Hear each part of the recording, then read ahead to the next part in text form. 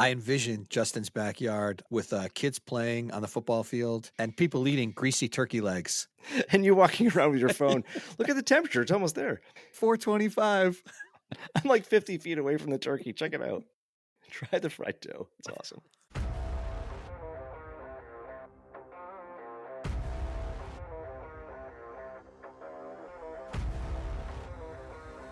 Welcome to Season 2 of the Cool Dad Shirt Podcast.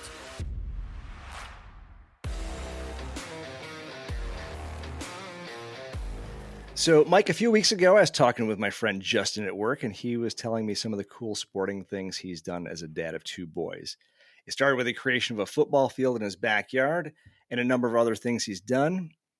You and I, as fathers of daughters and girl dads, are pretty awesome. This is something we really don't have a lot of experience with. So I told him he had to come on and explain all the cool dad stuff he's created at his house.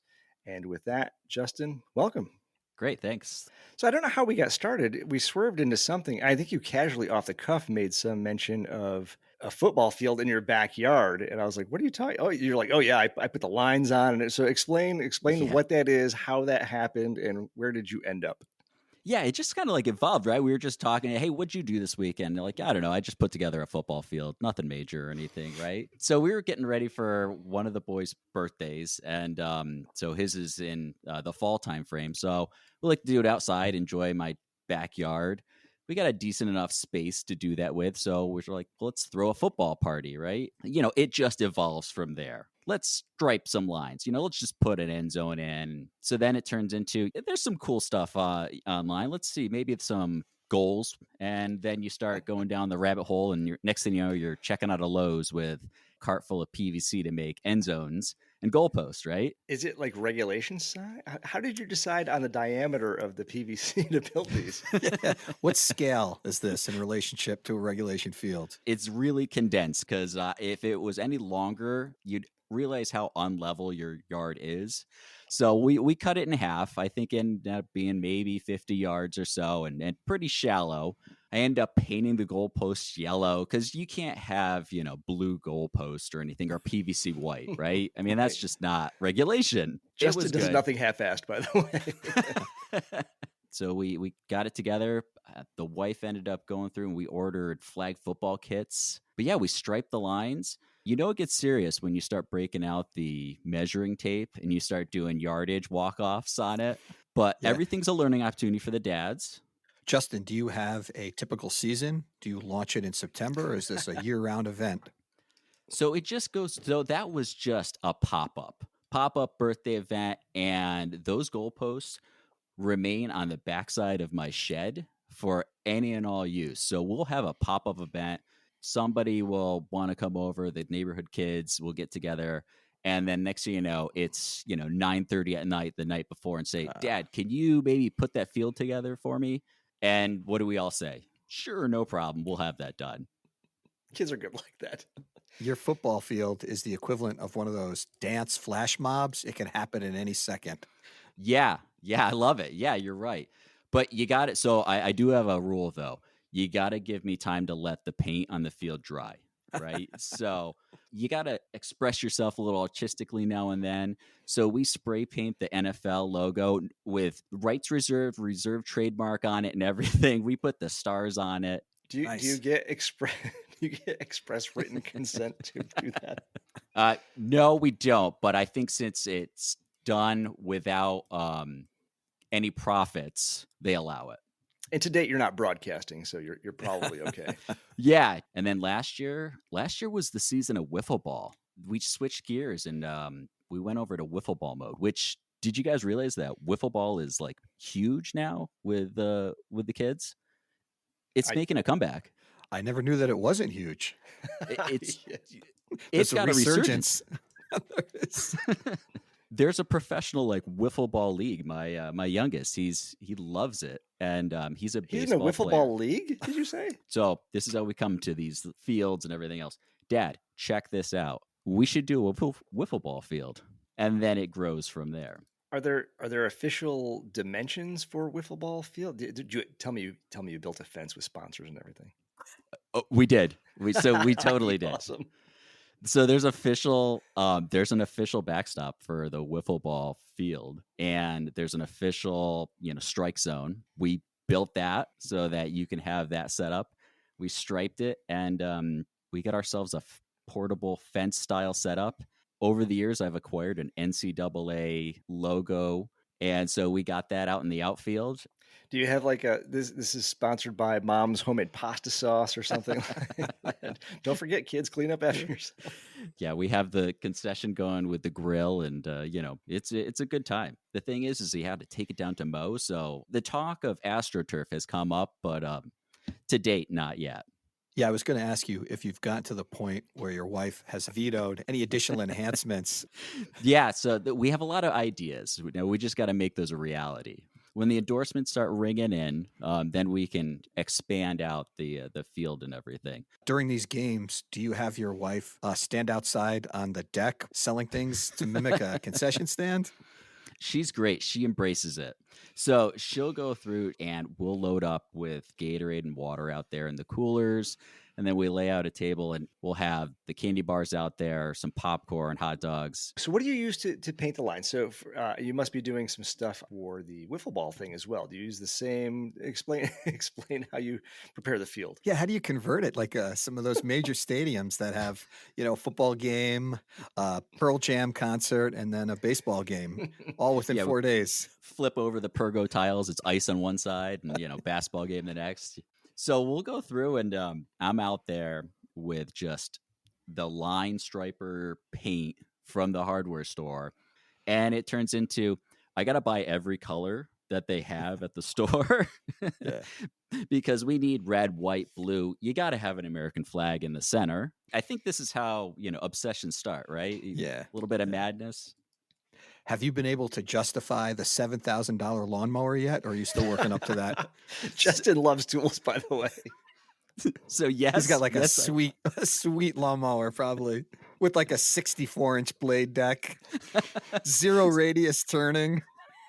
I'm game to invest in more tools for the yard for that. But yeah, we upgraded for the kids. Yeah. It's all for the kids.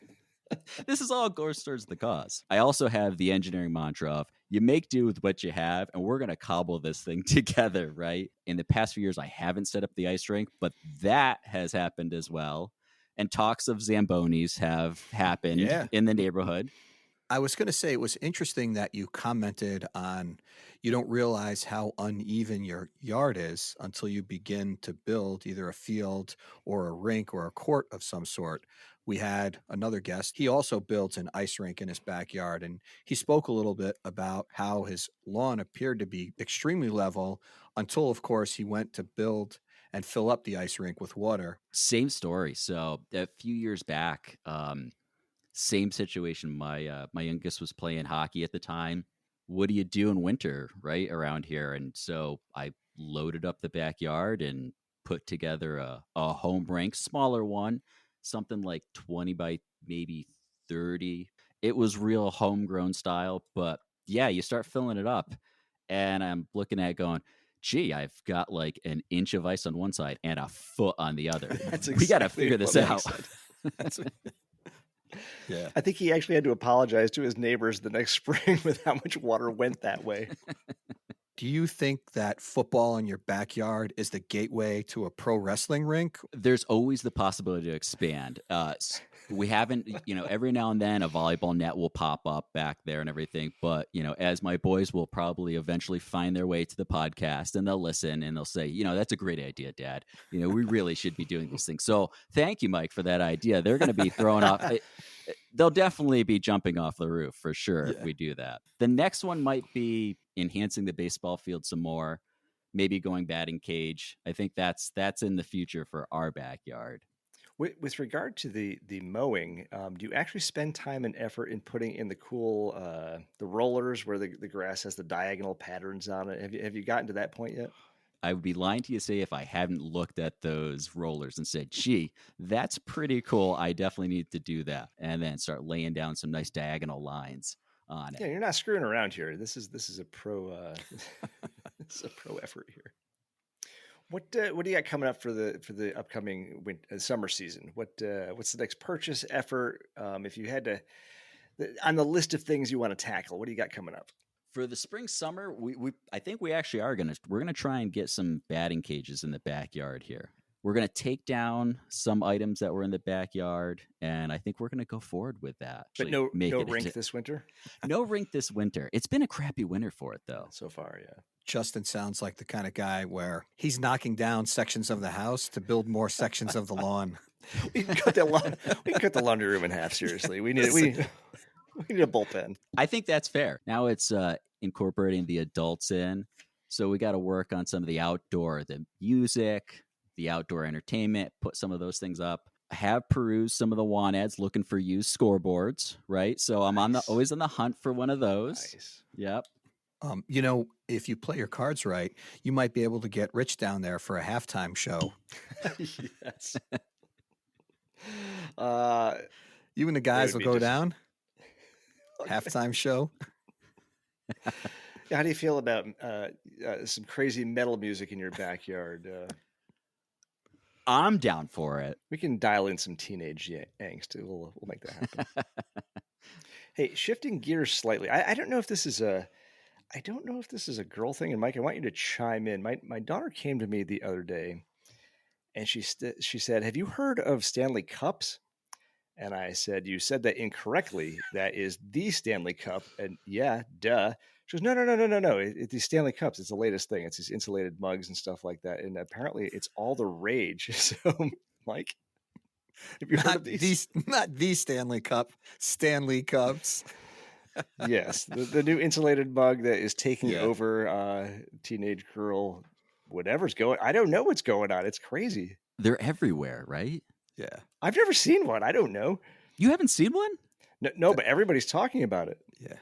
I enjoy the memes. I've seen a few where husbands will take like a 5-gallon Home Depot pail and they'll turn it into a Stanley mug and walk out of the car with it like they're pulling it out of the cup holder. That's funny. Yeah, those are that's great. I love those memes. Like I've seen the same ones. So it's just this massively large hot mug that many women are toting around with them that probably weighs 5 or 6 pounds. And you got to color coordinate. So, Rich, we got to get you different colors for the seasons. Yeah, no, I'm down. I'm game. I'm with the kids. I'm hip. I think. Not really. Did you guys play the electronic football game in the 70s growing up as a kid? Do you remember those? So this is my question. Were you a Coleco electronic football or a Mattel electronic football?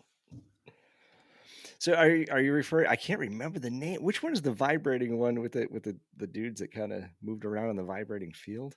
Oh, that's are you good going one. to? No. Are you going to the digital one? I know what you're talking about. That was a fantastic game where you would set up the players and flip the button, and they would basically vibrate into whatever play it was, which was a funny game. Just the whole concept of it. And it worked like once though. The vibrating players would work like one time. You know. It was always the same play. They always vibrated into the same position. The ones I'm talking about were just the handheld electronic games. There was the Mattel, which was white, and the Coleco. I don't know if that was white also, but it was a little longer and it had a couple toggle switches on it if you wanted to kick or pass. You don't remember those, do you? Justin's a little younger than us. So I started into like Tecmo Bowl. So that's where I come into it. But okay. I will say, as my boys will be playing along, I get my butt kicked every time with them. Every time. Yeah, there's no competition with those kids on those games. Yeah, not long ago, my nephew down in the DC area, I won't even do it anymore. 2 or 3 years ago, he was a kid, and he got me playing something and destroyed me in seconds. Like I was out of the game in 11 seconds, and he was like mocking me as politely as he could. Like he couldn't comprehend how actually bad I was at this. Yeah, it's embarrassing. So other gadgets now. Justin, you had told me recently about you said you have a Bluetooth thermometer for cooking something? Is that I don't have one, right? But I've been like looking into it. So me and Rich, we were talking, over for the holidays, starting with Thanksgiving. And so it was a year or two ago, got the bug, said, I want to try this fried turkey craze. what could be better? Enormous What could go wrong? flames. Yeah. Actually, I've seen a lot of videos of things that go wrong. We started doing that. So I started doing fried turkey for Thanksgiving. And you have to be attentive and watch it. But I got to get one of these Bluetooth thermometers that I can actually be there, and I don't have to stand next to it and always be poking it and being next to 500-degree oil. Yeah, there's no getting that smell out of your clothes. You got to just throw them away. My brother-in-law does the deep fried turkey every year. We hosted one year, and they said they would provide the turkey and cook it. And of course, it was pouring rain all day. So we wound up deep frying it in my garage. It was the following Thanksgiving, and my garage still smelled like deep fried turkey. I could not get rid of the smell. I'd left the door open every opportunity I could get. I had raccoons, badgers living in my garage. It still smelled like deep fried turkey. You got the gift of memories for a whole year. It just keeps on repeating. That's what you get. Keeps giving. It just keeps on giving. The turkey was delicious, but the garage smelled like deep fried turkey.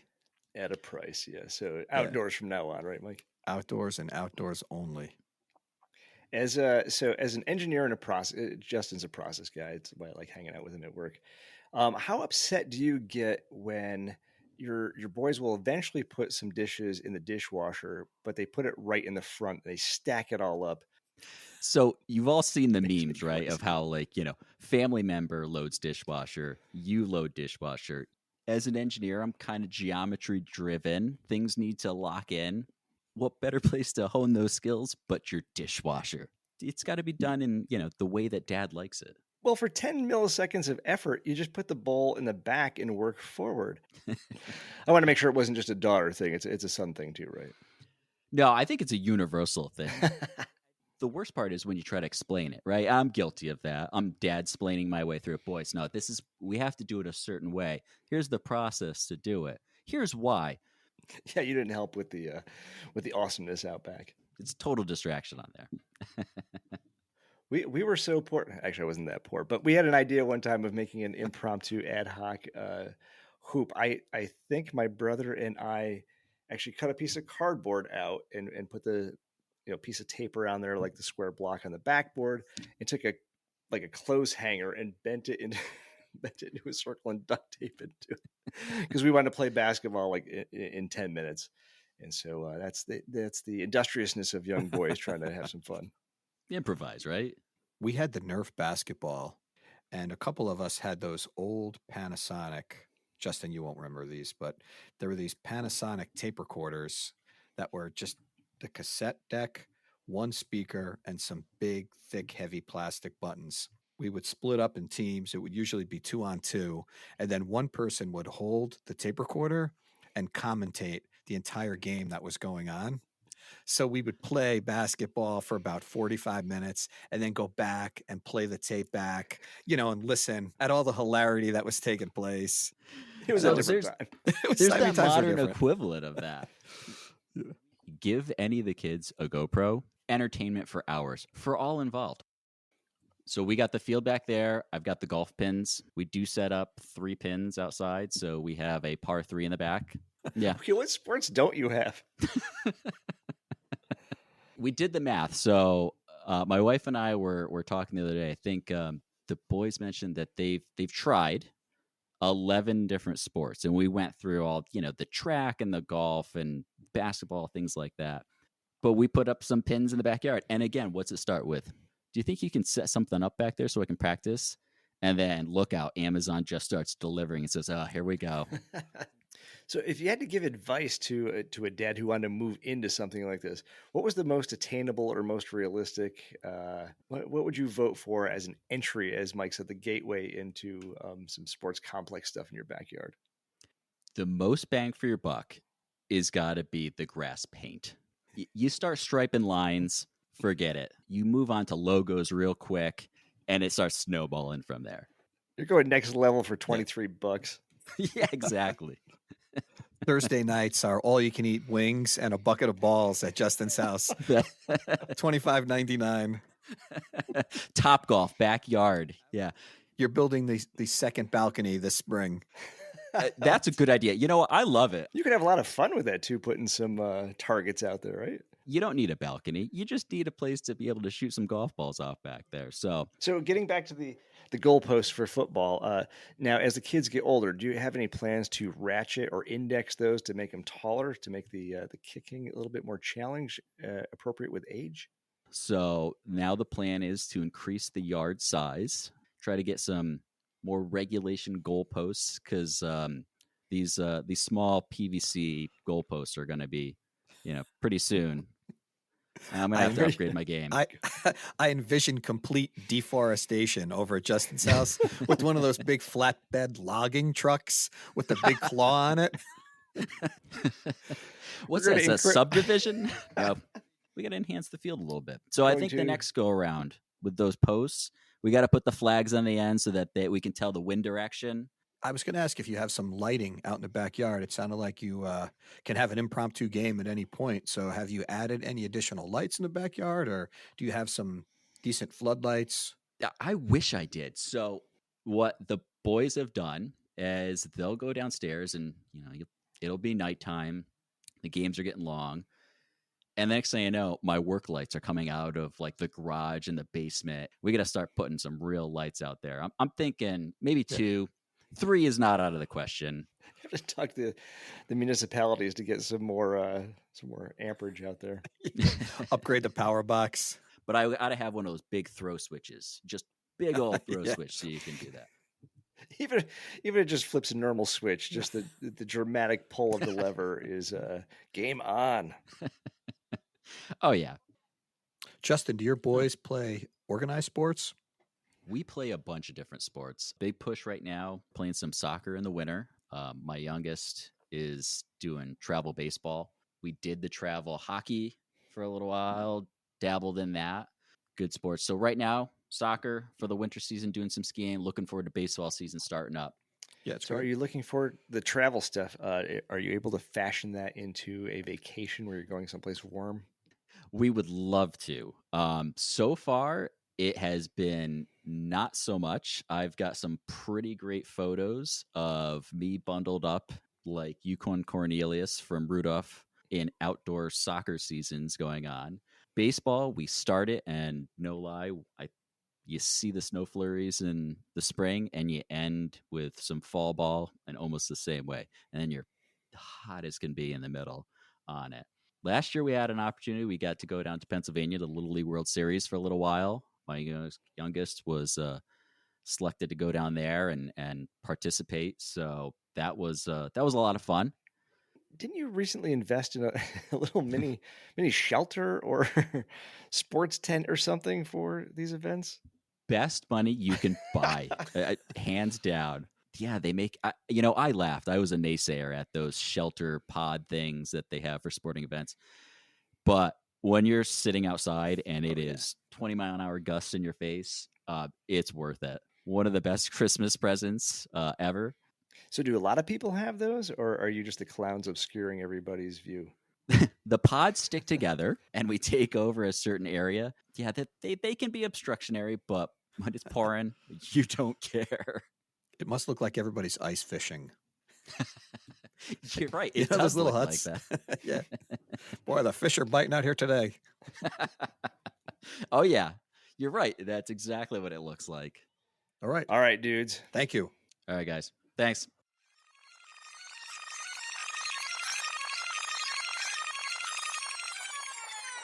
Is it the auto tune? You got the auto tune set up on your voice? I don't have that, but you know what I do have? Look what I got. Oh, you. I ordered it the other day, and I didn't want to tell you until it got here. How does it? Oh, have you taken it out of the box yet? Let's unbox it. Dude, wait a second. Wait, hold on. We got to document this properly. So, to my surprise, and out of nowhere, Rich just pulls into camera view a new piece of unauthorized gear that he has purchased. What have you got for us here? So as we move forward and we like to have guests, what we've been doing so far is largely people calling in, but it would be nice to have dedicated mics with a more pro setup to get a higher quality sound with people that join the podcast. So we found this product. We had talked about it for a while. It's called the Zoom PodTrack 4. And in a handheld unit, you can there's 4 XLR inputs. So you have proper mic inputs, and there are 4 headphone outs, each with their own volume level. So you do get the control of individual tracking and individual monitoring. Each person can mix it the way they wish. And this is quite an amazing little device that we are blown away with. And I have it here in my hands. It just arrived not too long ago.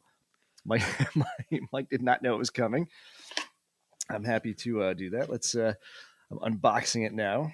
Here's the quick start guide. I think we love the quick start guide because we're quick start kind of guys. And coming out of the box now. It's smaller than I would have expected too. Look at the size of this thing. It's tiny. There's my hand. This thing fits in my hand. It's exactly the width of 4 XLR jacks on the front end, which had to be a little bit wider. And it's awesome. Does it feel pretty solid? Despite it looking like serious metal, it is entirely plastic. And I think that's all right. It's so affordable. But it's got USB-C. It's got just a ton of stuff. Yeah. Immediately following this, we'll be on the horn with Zoom to see if we can get an endorsement deal. Yeah, absolutely. It's good stuff.